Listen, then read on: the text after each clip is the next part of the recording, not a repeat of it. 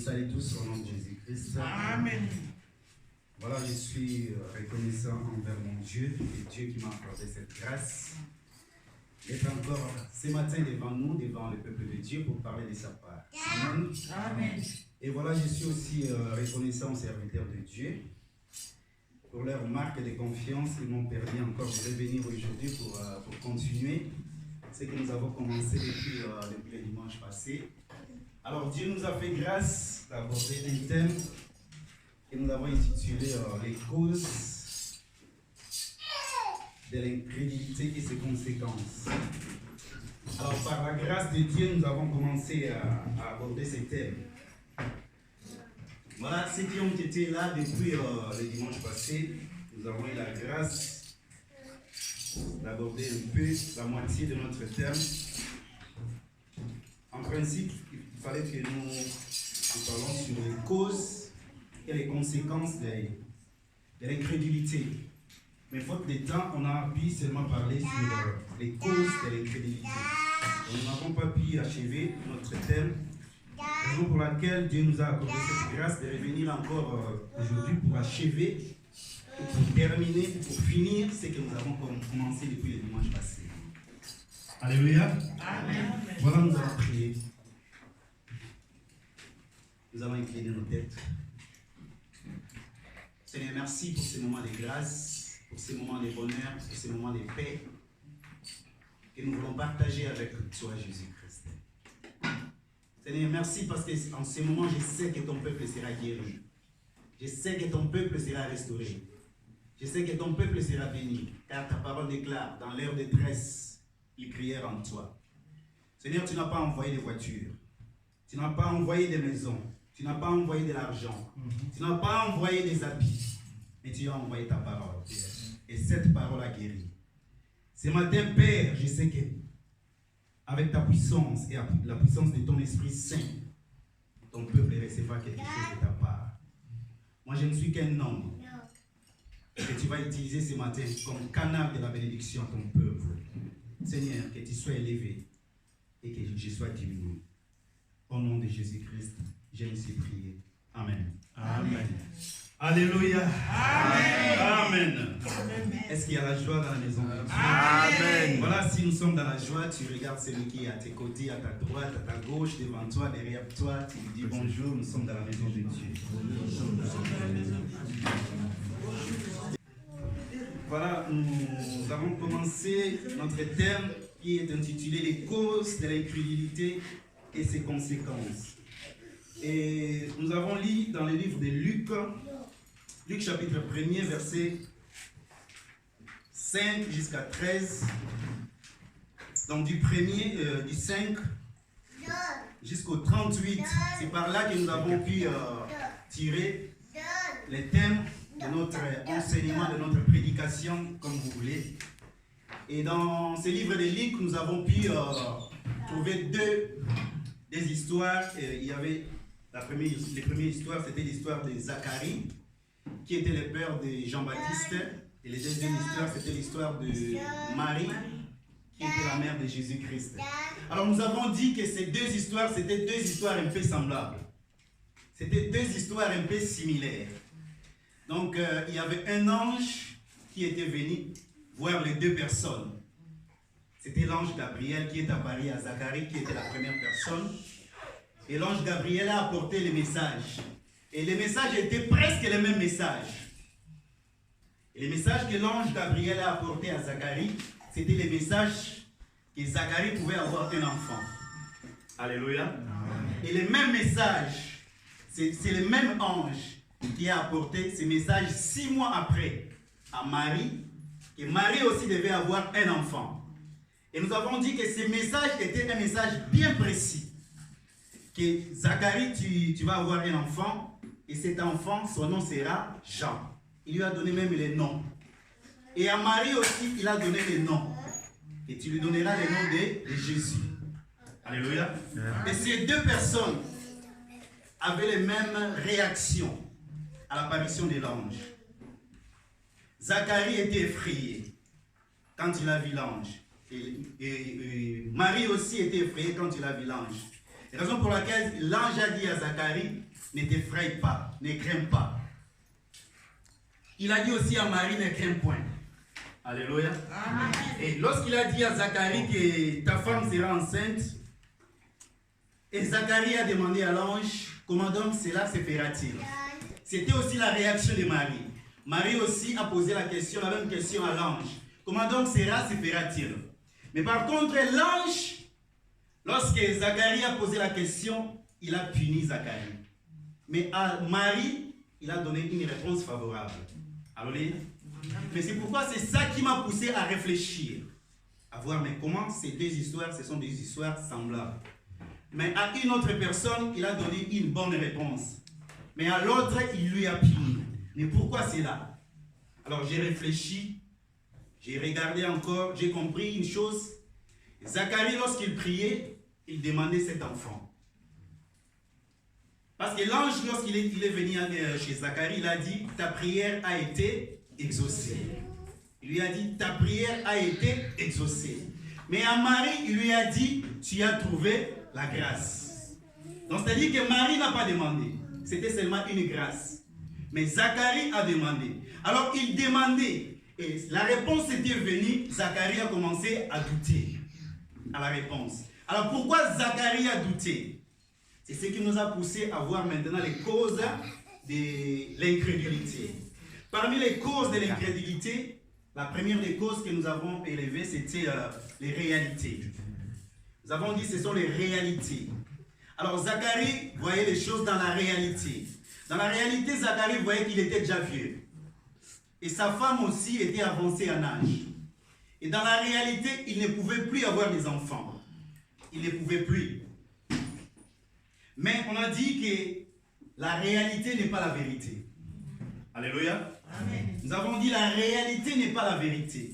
Et nous avons dit encore, derrière chaque réalité se cache une vérité. Alléluia. Amen. Dans chaque réalité se cache une vérité. Nous avons donné pas mal d'exemples. Nous avons dit, tu as les maux de tête et tu es allé voir le médecin. La réalité, tu as les maux de tête. Mais il se cache une vérité derrière ces maux de tête. Tu es allé voir le médecin pour te diagnostiquer, pour passer des examens. Et le médecin va te passer des examens pour savoir qui est caché derrière ces maux de tête. Et c'est cette vérité que le médecin va découvrir. Alléluia. Amen. Et tu es allé voir le mécanicien pour voir ma voiture est en panne. Et le mécanicien va diagnostiquer aussi la voiture pour découvrir qu'est-ce qui est la vérité qui est cachée derrière cette panne. Alléluia. Amen. En réalité, une femme enceinte, elle a le ventre gros, elle a des souffrances. Mais en réalité, il y a une vérité qui est cachée derrière le ventre. Alléluia. Amen. Donc derrière chaque réalité se cache une vérité. Alléluia. Amen. Bien aimé dans le Seigneur, je vais vous dire une chose que je n'avais pas dit le dimanche passé. En réalité, Jésus-Christ était crucifié. En réalité, ce sont les clous qui ont retenu Jésus sur la croix. Alléluia. Amen. En réalité, ce sont les clous qui ont retenu Jésus sur la croix. Mais en vérité, laisse-moi te dire, ce ne sont pas les clous qui l'ont retenu sur la croix.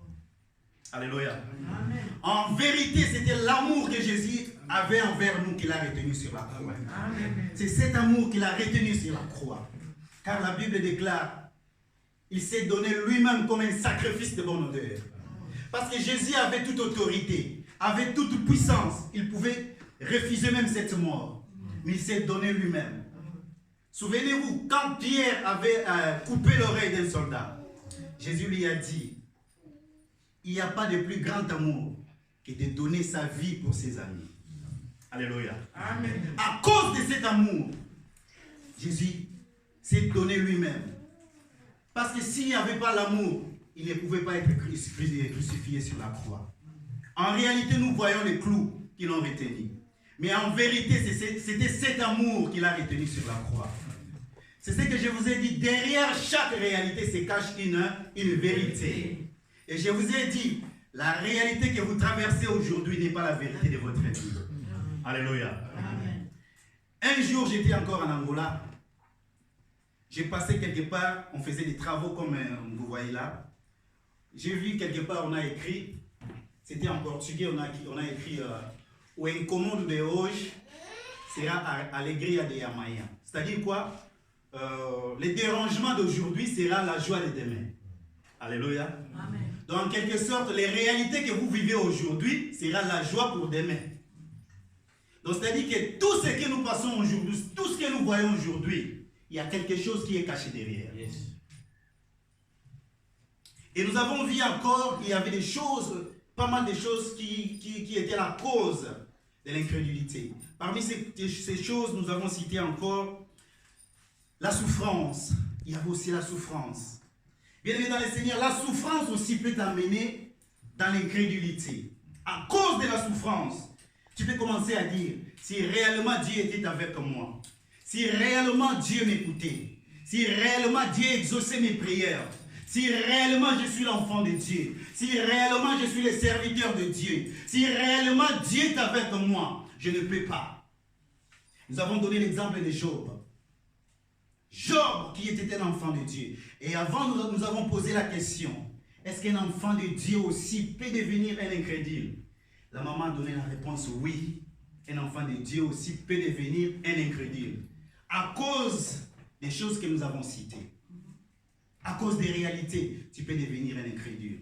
À cause de la souffrance, tu peux devenir un incrédule aussi.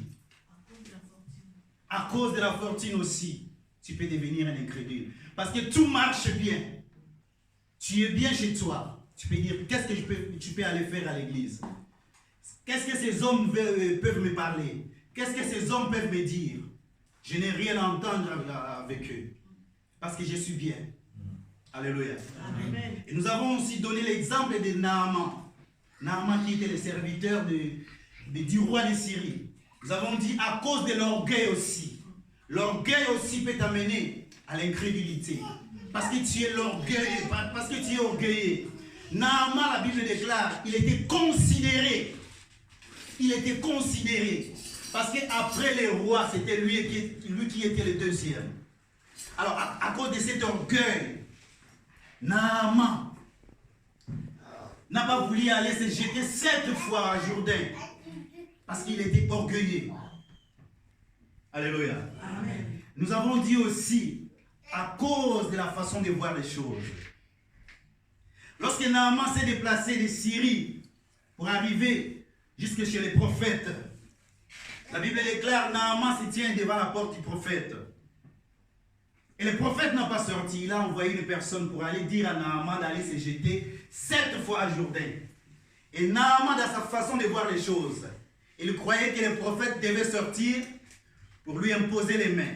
Il a dit, moi je croyais qu'il devait sortir. Il allait agiter les mains sur la place. Et dans mon pays, il n'y a pas de fleuve. Il y en a plusieurs. Je pouvais m'y laver là-bas pour que j'y sois pur.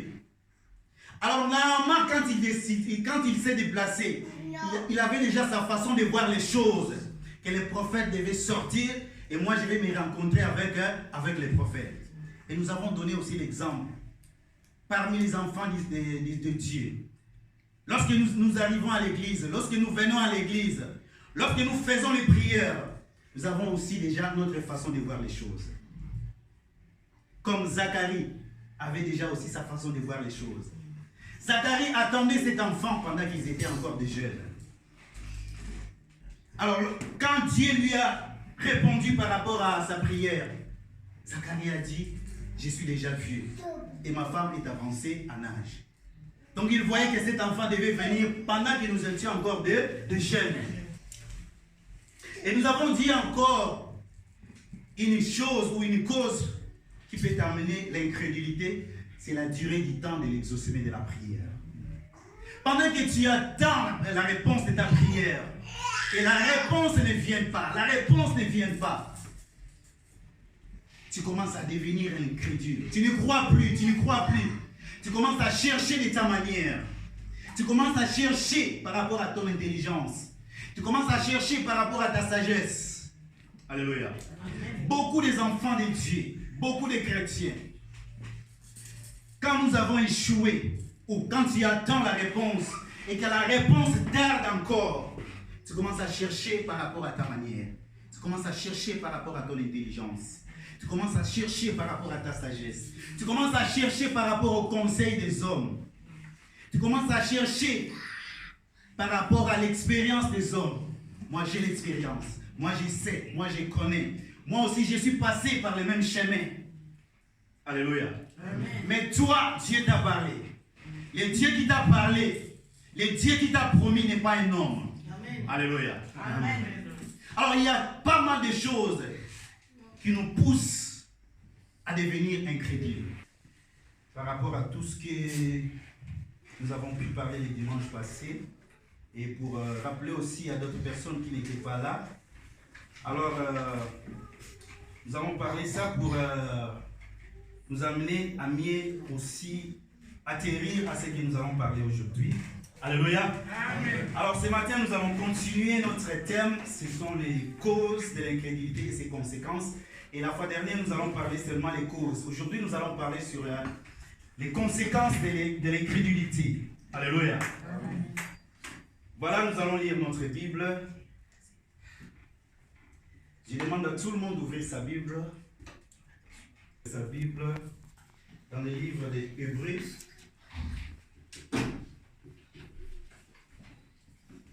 Hébreux chapitre 11. Hébreux chapitre 11, je répète encore, je veux que tout le monde ouvre sa Bible.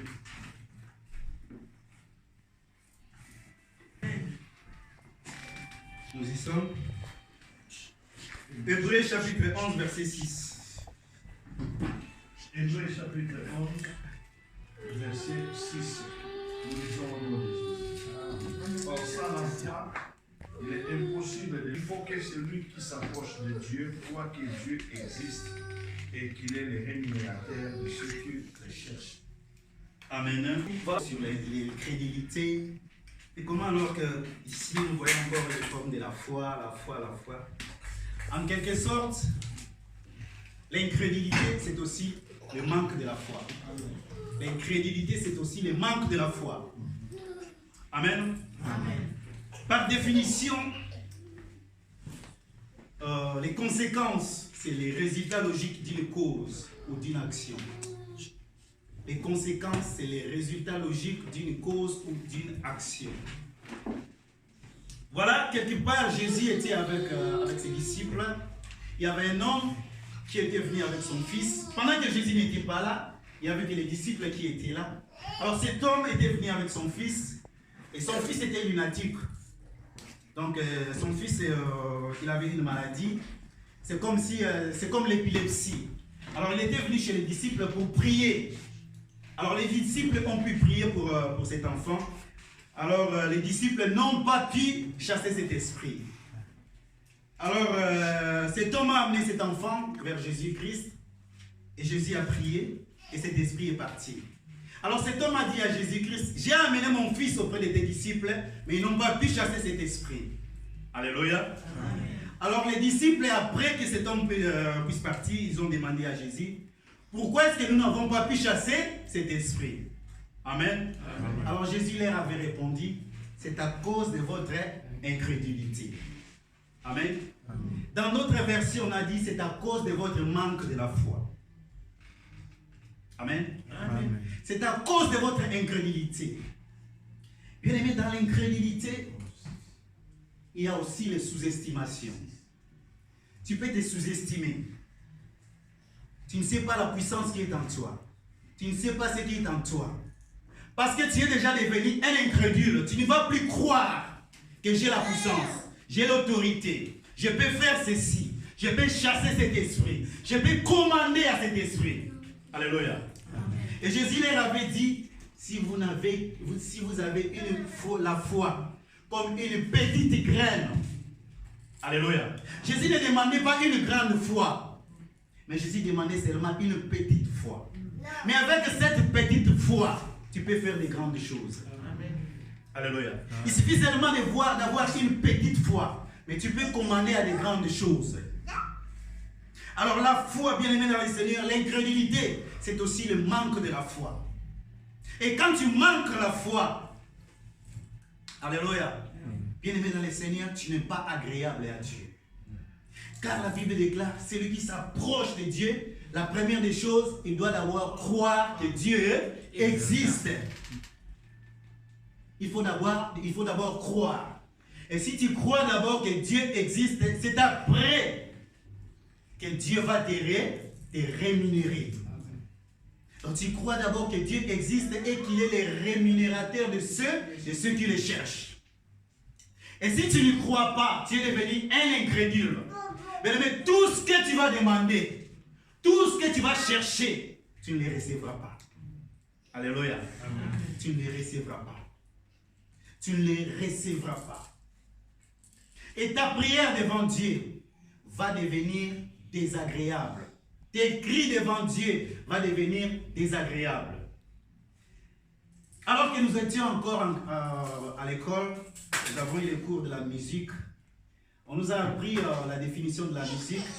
La musique est l'art de combiner les sons d'une manière agréable à l'oreille.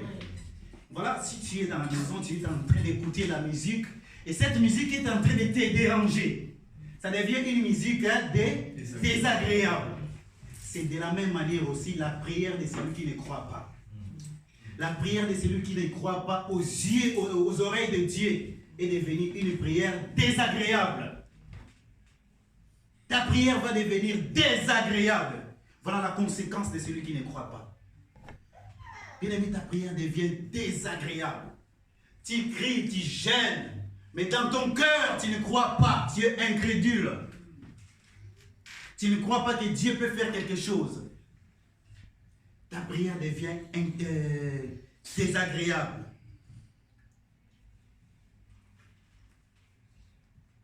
Bien aimé dans le Seigneur, les deuxièmes conséquences, l'incrédulité, bien aimé dans le Seigneur, nourrit à nous une attitude de critique. Un incrédule devient quelqu'un qui va commencer maintenant à critiquer. Tu vas commencer à critiquer. À critiquer même Dieu qui t'a créé.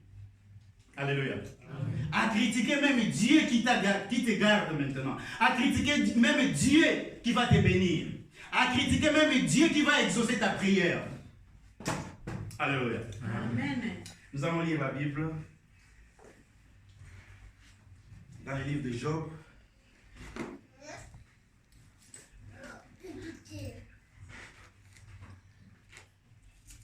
Job. Cette fois-ci, je ne veux pas que les serviteurs de Dieu lisent. Je veux que quelqu'un dans la salle puisse lire. Je veux savoir si nous sommes en train de nous suivre vraiment. Je veux que quelqu'un puisse lire.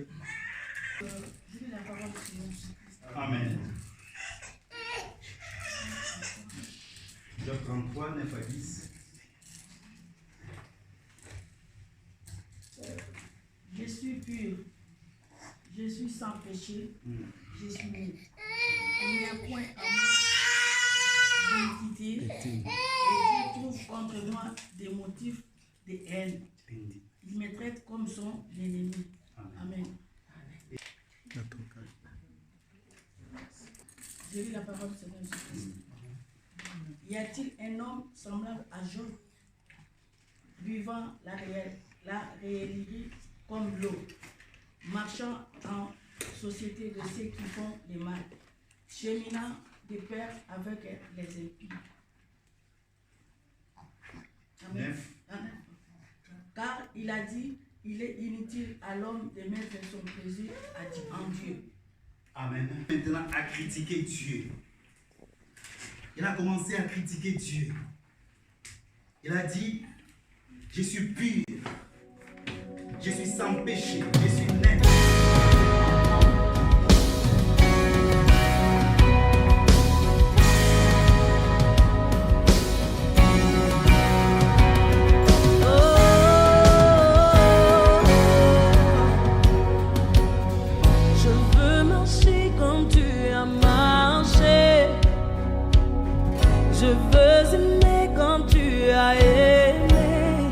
Sur la route, malgré les coups.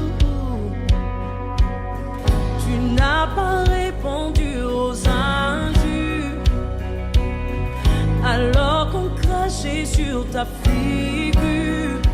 Tu as méprisé les clous. Quand tu m'as aimé plus que tout. Oh, qu'il marche dans l'amour. Oui, je veux marcher chaque jour dans ton amour. Car la miséricorde triomphe du jugement.